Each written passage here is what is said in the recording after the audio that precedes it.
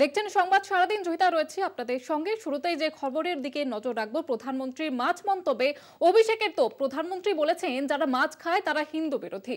BJP জিতলে কোচবিহারে মাছ বন্ধ হয়ে যাবে। কোচবিহারের সিতায়ে মন্তব্য করেছেন অভিষেক বন্দ্যোপাধ্যায়। ঠিক কি বলেছেন তিনি, কি মন্তব্য করেছেন শুনুন।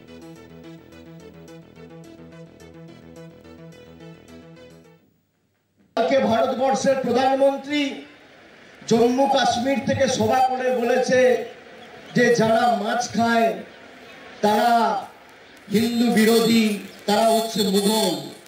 আপনারা একটু হাত তুলে বলুন তো কারা মাছ খান, একটু হাত তুলুন তো, হাত তুলে বলুন। আমি নিজেও মাছ খেতে ভালোবাসি। যারা মাছ খান একটু হাত তুলুন।